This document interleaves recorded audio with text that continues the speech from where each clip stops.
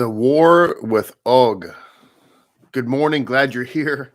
Welcome to the Aliyah day. It is prep day. We're ready for the Holy Shabbat, which will be here soon, and which also means that we get a bit of a reprieve from our time of mourning during these 9 days, difficult days, spiritually anyway, as we are longing for the temple of Hashem and needing Mashiach and this world Mashiach more than ever. Here in Lapid Judaism, one of our goals is to push back the frontiers of ignorance, and it seems like a daunting task. How many of you would agree with me that there are so many people out there who um, have been taught wrong, wrong understanding or what have you, and it just seems like an overwhelming task to bring light to them. But you know what? We are succeeding, and we will be successful with God's help in all of this. Baruch Hashem. So glad you're here. We are, as I said, fast approaching Shabbat, in which we will be able to have music and have song and have relaxation and have joy. And it's just wonderful. So today, in the opening parsha of Devarim, I should say, the entire Torah portion here is Moses recapping really everything from the Exodus until standing at the banks of the Jordan, getting ready to go into the Promised Land. So he's just kind of going over the exploits. And as I've mentioned a couple of times in previous aliyahs from previous years, I spent more time on this, but Devarim is this opening parsha in particular, is a rebuke of the people, kind of a, we are where we are and it's your fault, and so on and so forth. And uh, a lot of times it's important for us naturally, before we can move forward into um, a right path, we need to be able to take ownership of where we are. We talked about this in a previous aliyah this week, that in order to move forward on a map, you have to first orientate yourself to know where you are on the map. Otherwise, you don't know what direction to travel to get to where you're trying to go. And so that's what this is all about. And today, we have a recount of the war against. Well, first of all, it's the conquest of Sihon, and then I'm going to be focusing on chapter 3, verses 1 through 11, in which he's talking about the war against the giant Og. And then we will be looking at some insights from the Kel Tumash that talk about all of this, and of course analyze it from an allegorical point of view, so that we can apply it to our daily life and so forth. So please be sure to like this video and share it with all of your friends. Thank you, all of you, for joining me today. There's many people who've joined this channel, several hundred, in fact, in the last month or month and a half or so. And so we're glad you're here. And you will hear things here that you've never heard before. There you go. I've used the word "here" in some form 3 times. You will hear things here that you've never heard before. There you go. So Baruch Hashem. Let's look at the book of Deuteronomy. Did I say subscribe? I always forget that. Please subscribe to our channel. We would love for you to do that, and click the little bell icon so we can keep up to date. You can keep up to date on everything that we have coming out here, which I hope is more and more. I've been remiss in doing some other things. I have lots of projects in my mind that I would like to do, and so on and so forth. Video teachings, and I pray to get to those.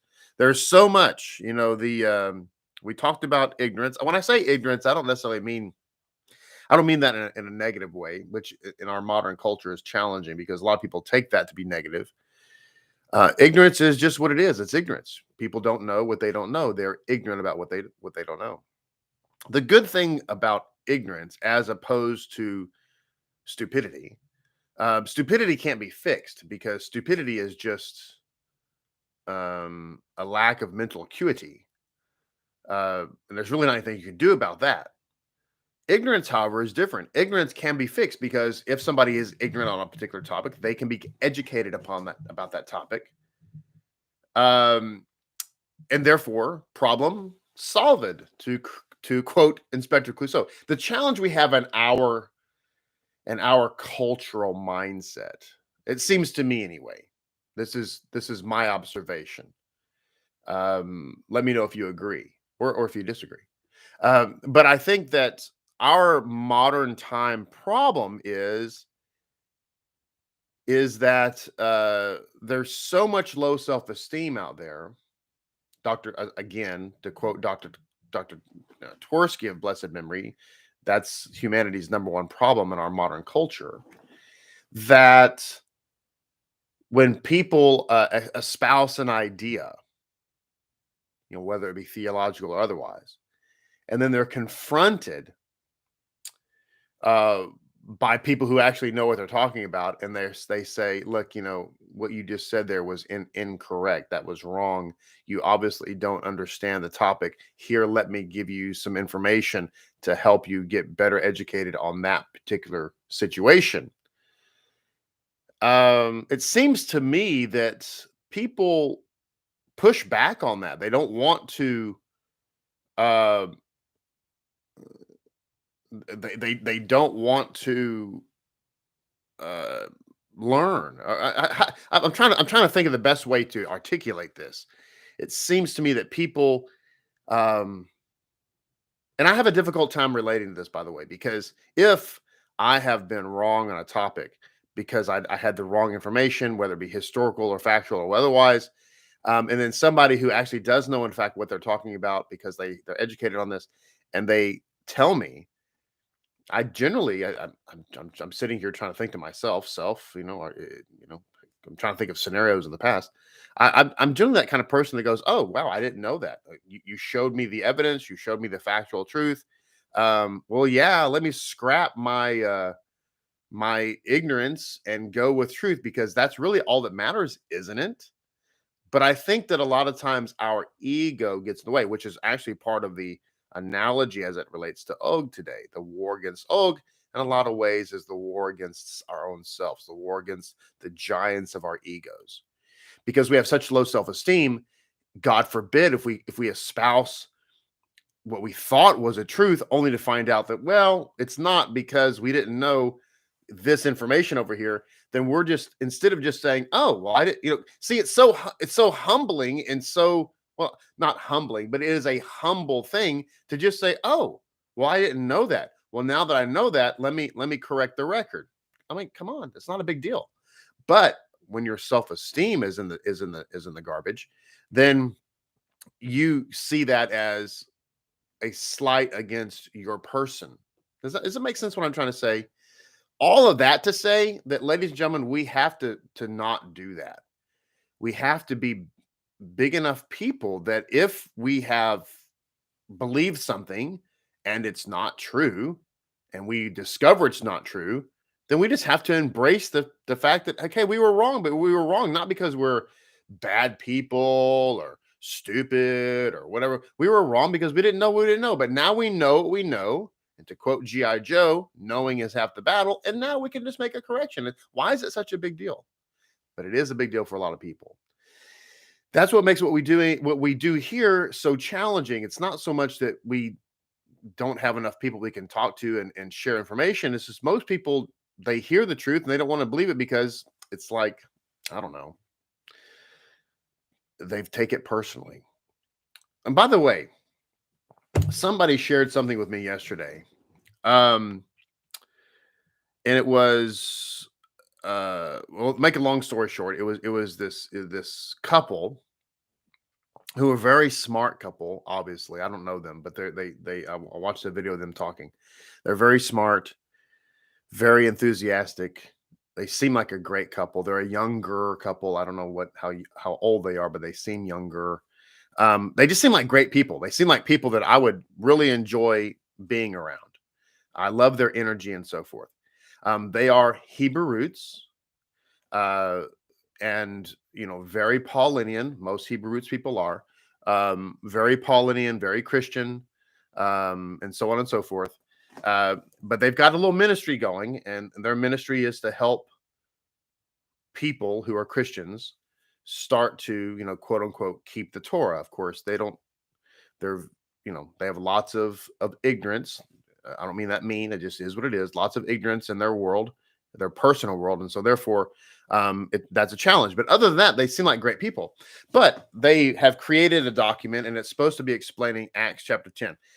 So somebody shared this with me yesterday, and the document,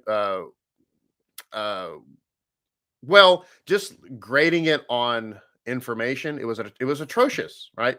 Because they're making assumptions about the vision of the sheet and why God was telling Peter about it. They were right that it wasn't about food, it was about people, but they were making basically Jews and Judaism the enemy, and so on and so forth. But I don't have time to get into all of that. There's lots to unpack on that. But one thing they said, I just want to mention it here because, again, I try to throw in things from time to time that I think might be educational or helpful. One thing they said was they were talking about the Jewish idea that they claimed was a man-made law, which is not, that Jews are not allowed to have contact with Gentiles or go to the Gentiles' house. And they were saying that was a man-made law, which it isn't.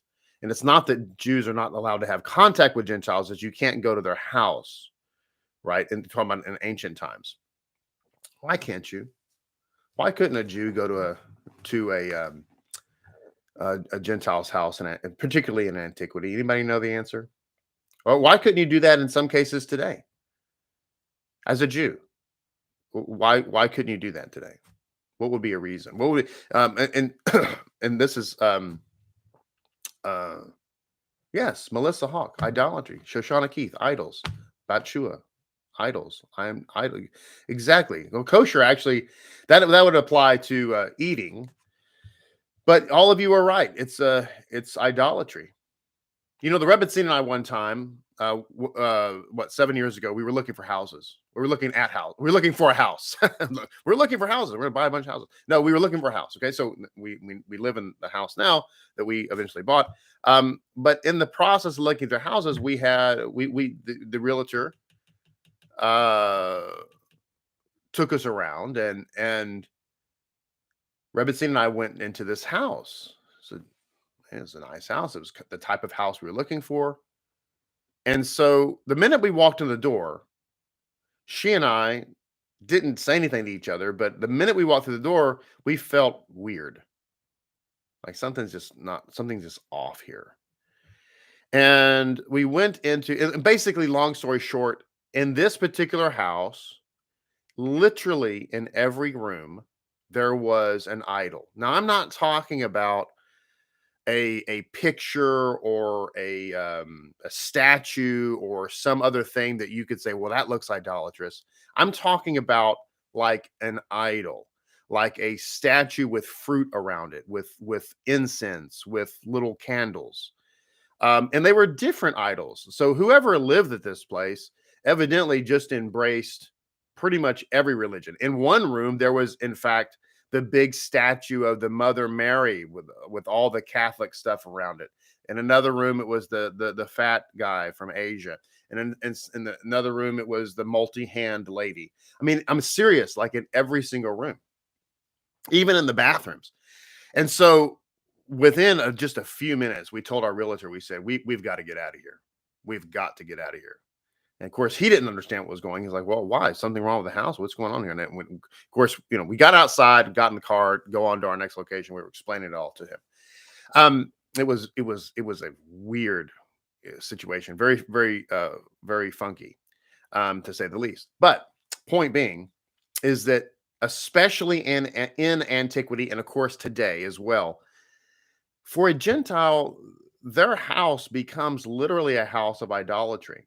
Because, particularly in antiquity, they would set up their idols in their homes. There was places where there were special places where they would put their idols or their teraphim and so forth. And they would pray there. They would worship there. They would cook food and dedicate it to their gods and so on and so forth. And as a result of that, their house literally became a house of idolatry. And a Jew is forbidden to go to such places, period. Period. And so, no, it's not a man-made law. Of course, you can't go to a house of idolatry, and there are other issues as well. I don't have time to spend to get into that very deep and very complicated issue. I don't have time to explore why um, uh, Kepha was ultimately allowed to go to Cornelius's house and so forth. There's so much about that story that is misunderstood. And if that story actually happened, and I say if for a reason, because Acts is a little suspect. If that story actually happened, then we have to explore some other curiosities about it. Um, and it's a little shady, but we don't have time to get in there right now. But what I do want to say about this couple is that they put in their document that those Jews had made this trivial, petty, man-made law that was racist. Okay, that's really what I wanted to come to. They said it was racism. Okay. Now, who can tell me what I'm going to say next? Come on, you guys have been around the Aliyah day for a long time, and you can start reading my mind. Plus, you have the Jedi skills. So if you're reading a document like this, and you hear a couple, a sweet couple, I really like this couple. They really need to become Lapid Jews. They really do. I mean that in my whole heart. And they said that this petty, man-made Jewish law. See, Jews are the enemy in Christendom. Jews are the enemy in Hebrew roots. Jews are the enemy in hippie rooters. Jews are the enemy in Messianic world. 100%. Judaism and Jews are the enemy. They must be stopped. They must be made to become Christians. And worst of all is Jewish law. You understand? So they're said this is a petty law, a petty man-made, because Jews are petty. You understand? See, it's anti-Semitism to the max. We're just petty. We're petty bigots. And in this case, it was a petty law that was racist. Who can tell me the problem with that? Come on, y'all are smart. You're super, super, super smart. Anti-Semitism, yes. Don't be a nutcase. That's true. Anti-Semitism, yes, yes, yes. Come on, no. Come, I'm gonna 5 seconds here. I know you're gonna get this. It's a petty law. It's racist. Racism, racism. What's the issue? Why is racism not an appropriate thought process with respect to this? The Jews were racist against the Gentiles. Come on. Yes, Gianna was the first one. Now y'all are getting it. Gianna, Judaism is not a race. Thank you. Somebody give her, well, I was going to say a cigar, but that's probably not appropriate. Yes. This is so important. By the way, now not to get too far off course here. I'm already off course. But not to get too far off course. This whole Jews as a racism thing is very anti-Semitic. The spirit of it is Nazi Germany. Okay. But I don't have time to explore that, but it is a fact. It's Nazi Germany. Okay. So the Jews are petty. We've got these man-made laws and they're racist. It's a problem. Why? Because Judaism is not a race. Jews can be from any race and are from every race. As you know, there are black Jews and white Jews and brown Jews and Asian Jews and purple Jews and, mauve Jews and salmon Jews. There are Jews from every race. And at the same time, there are also Gentiles from every race. Gentile is not a race. Any race can be Gentile and are Gentiles. Same thing with Jews. So it has nothing to do with racism. It's very important. It's very important for you to understand that. That's really what I want to communicate to you. Just another nugget of truth. And when you have people that start to try to make Jews into a race, you start getting into Nazi Germany death camp stuff. You have to understand that. It's very important. It's also very important because this couple, who again are smart and have lots of energy, and by the way, lots of creativity. They're very creative. We need them in the Lapid world. People like them would be great assets, as are all of you. Now, the problem with the race issue is, what does it do subconsciously? What does it do subtly? Well, it eliminates converts. It eliminates converts. Think about it.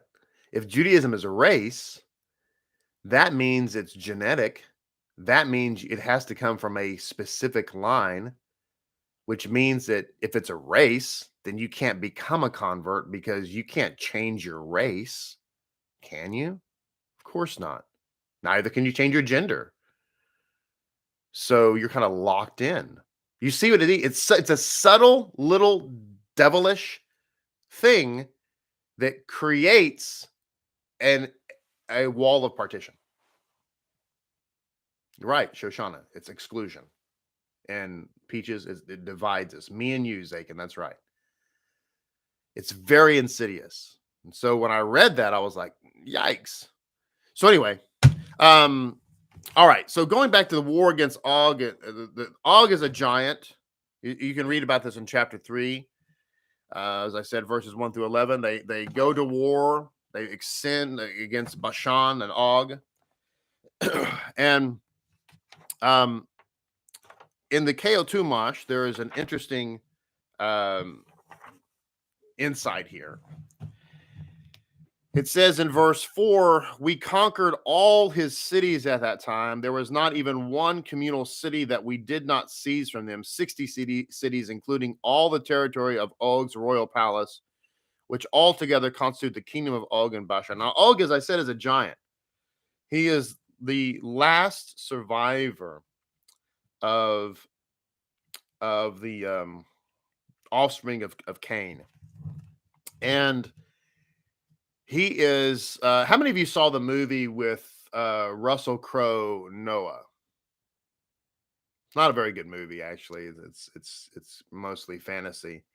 I started watching it and then I had to kind of turn it off because I have a real issue with, I just don't like movies like that are just completely fictitious. Just like I can't watch movies when they depict U.S. Marines with long hair. It just drives me crazy. But in any case, there are parts of that movie that actually they make an attempt to pull from ancient Jewish sources. And one of those is that Og actually survives the flood. He's the only person outside of Noah's family that does so. And so that's an interesting story. You can read about it, Legends of the Jews, I believe, and I think maybe it's also mentioned in the book of Yashar, if I'm not mistaken. But yeah, the rest of the movie is terrible. It's just, and by the way, I really like Russell Crowe. Most of his stuff I like. Best Robin Hood movie ever was with Russell Crowe, just as an aside. In any case, so this is who Og is. It says here in the Kale Tumash, in the original account of the conquest of Bashan, the royal palace is not mentioned, only in the book of Deuteronomy, whose theme is the physical and spiritual transition into the land of Israel. Does this detail become significant? Now, by the way, it's talking here about how in other books of Torah, this issue about the royal palace is not mentioned. It's mentioned here in Deuteronomy. There's actually, as I mentioned before, Deuteronomy is a repeat of the Torah. What's interesting about Deuteronomy is that there are actually mitzvot. There are mitzvot in Deuteronomy that aren't mentioned in the Torah, and there are other mitzvot that are repeated in Deuteronomy. However, they're repeated with more clarity, more understanding. As an example, we have in the book of Numbers, rather, the mitzvah of wearing tzitzit for men, by the way. But anyway, the mitzvah of wearing tzitzit. However, in the book of Deuteronomy, we get more clarity about tzitzit, in which it states that yes, we're to wear tzitzit on a four-cornered garment.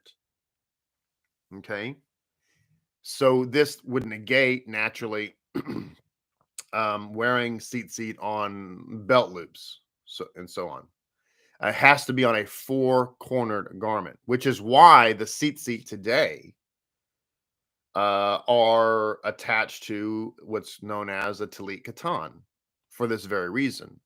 Okay, but so I just want to point out that in Deuteronomy we get a lot more clarity sometimes on certain mitzvot. So it says, this is because the land of Israel, relative to the rest of the world, is the royal palace. Okay, God's home on earth. When the Jewish people conquered this area, they transformed it from the region of non-Jewish king's palace into part of the palace of the one true king, who is God. So still, it says, the Talmudic sages differ over whether olive oil from this region, which is considered secondary in quality only to oil produced in the Tekoa region of the land of Israel, may be used for the temple service. According to one opinion, only oil produced in the land of Israel properly possesses the requisite holiness for use in the temple. According to other opinions, the acquired holiness of the parts of the Transjordan that were conquered and thereby sanctified by the Jewish people suffice in quality for use in the temple. So, on a deeper level, this discussion concerns the degree to which a person can abnegate his selfhood in the face of God's reality when he is outside the land of Israel. So, allegorically, now we're shifting from discussion of can olive oil produced outside the land of Israel, does it have the requisite holiness necessary to be used in the temple or not? Or does it have to be made from olives in the Holy Land only? It's an interesting discussion. Why does it matter? Most non-Jews would view something like that as a trivial conversation, but that's not how Jews think. Jews take things very seriously because the temple is extraordinarily holy, and therefore every detail is scrutinized.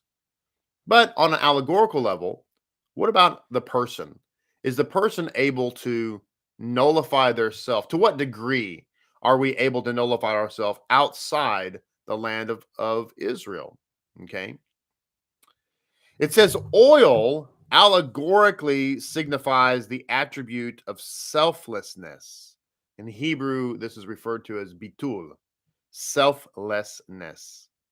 Since it is produced by crushing olives and is consumed in lamps that produce light. Okay.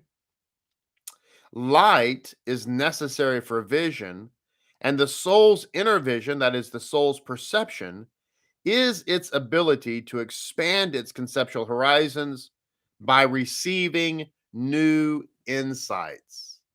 Boy, that there's a topic there.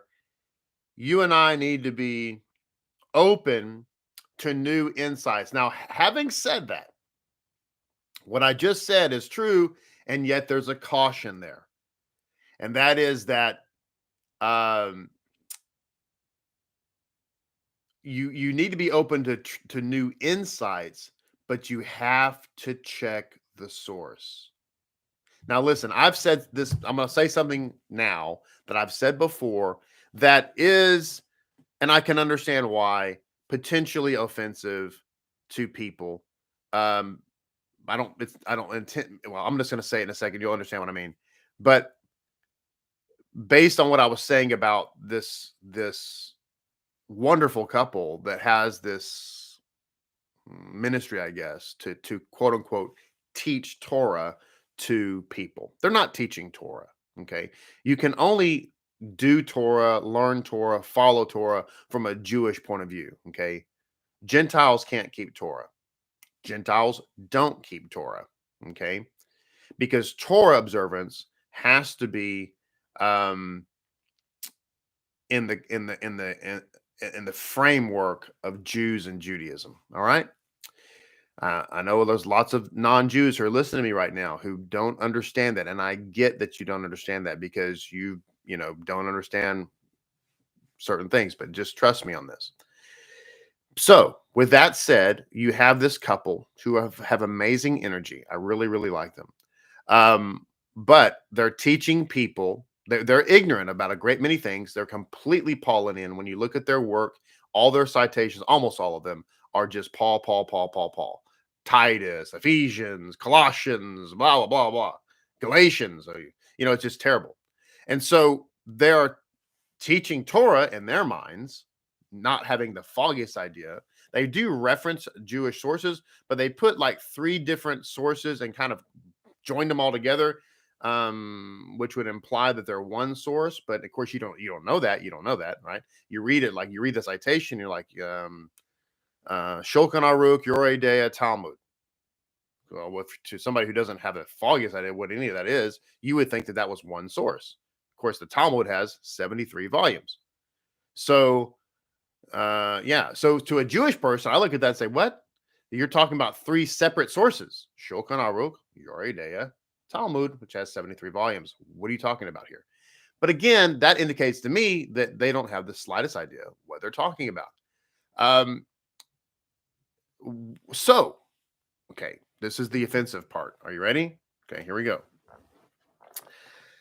How many of you, before I say this, how many of you would, if you wanted to become involved in the medical field, raise your hand. You say, you know what? I think I would like to be a nurse. I think I would like to be a doctor, a medical tech. What's the people that draw blood? What are they called again? Doesn't matter. I just went blank. How many of you who wanted to become involved in the medical field would go to learn phlebotomist? Thank you, Shoshana. How many of you would go to learn about said field from somebody who wasn't in that field? So you want to learn how to be a nurse. How many of you would go to plumber school? You want to be a doctor. How many of you would go to electrician school? If you wanted to be a phlebotomist, how many of you would go talk to somebody to learn about it who wasn't a practicing phlebotomist? Take anything. You want to be a truck driver.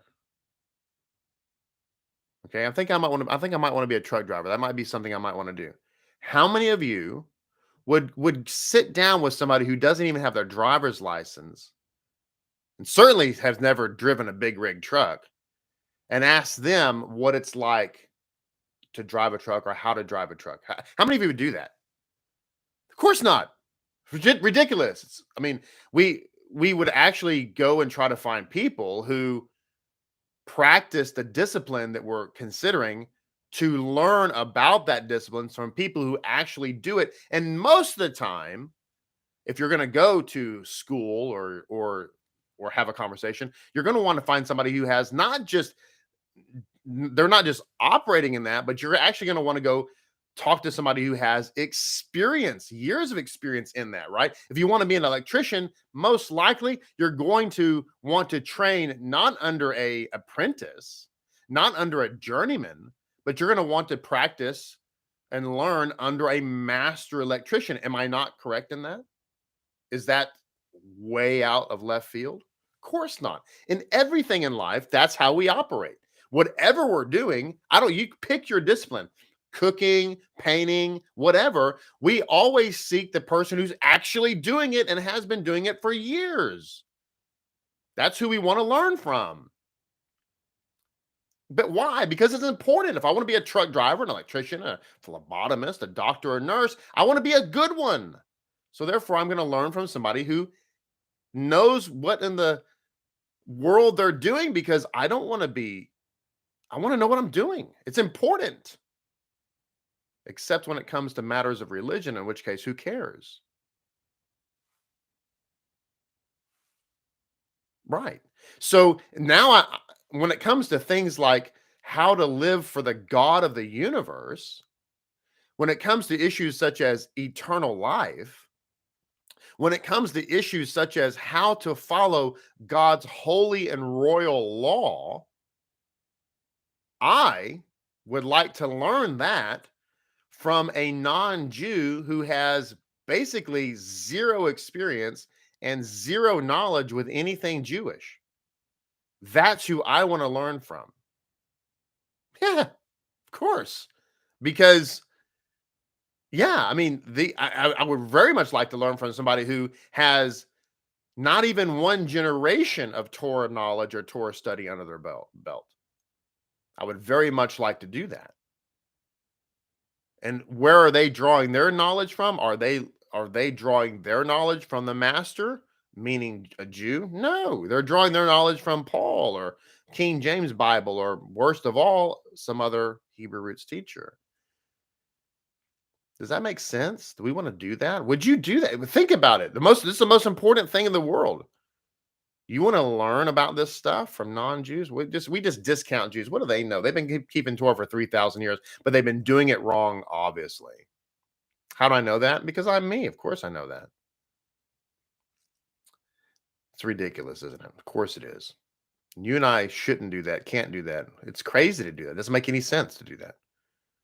In no other situation in life do we negate experts or people with experience. At the very least, you'd listen to the person of experience before you negate them.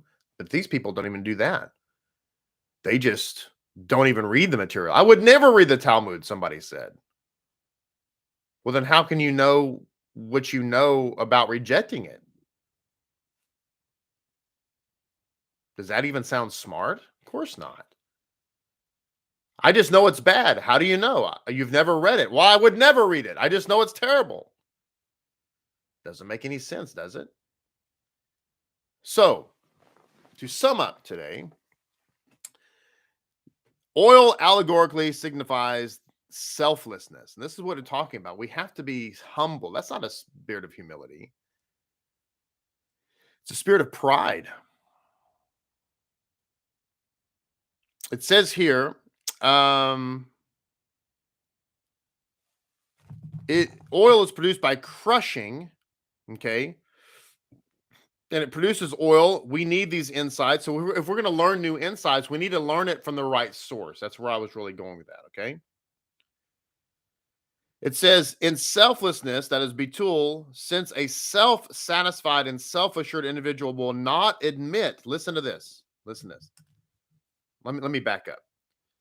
The prerequisite, we'll conclude with this today, okay? The prerequisite for new insights, which in Hebrew is chokmah, is selflessness, which is bitul. See, this is why, when you try to teach people truth and they don't want to receive it, that's because they're too full of self still. They're not selfless yet.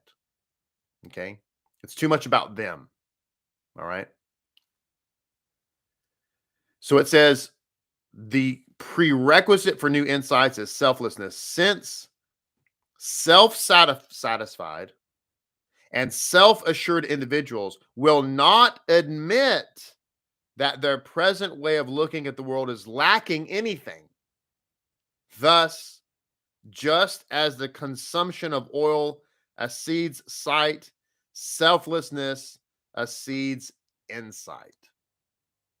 Ladies and gentlemen, you and I have to nullify self. We have to get ourself out of the way. Okay? Only then can we learn insights and truth. Otherwise, we're too full of self. We know too much. It's all about us. And it can't be about us. We have to be about truth. And when we learn that something we've held dear and near to our hearts is actually a falsehood, we have to lay down our ego, lay down our pride, stop making it about us, and just accept the truth. Is it frustrating to have believed something for a long period of time only to find out that it was false? Yes, it's very frustrating. But we don't have to make it about us. We can just say, you know what? That's frustrating. But now, thank God, I know the truth. End of our Aliyah today. Thank you so much for being with me during this study of Devarim. We'll be back for Vayikra next week, and we'll see you in shul tomorrow as we continue to follow the story of King David. So thank you so much. I hope that this has been insightful. I always attempt to make these times worthwhile, and I appreciate your time for allowing me to speak into your life. Have a great and amazing day. We'll look forward to seeing you in shul tomorrow. Until then, shalom aleichem and Shabbat shalom.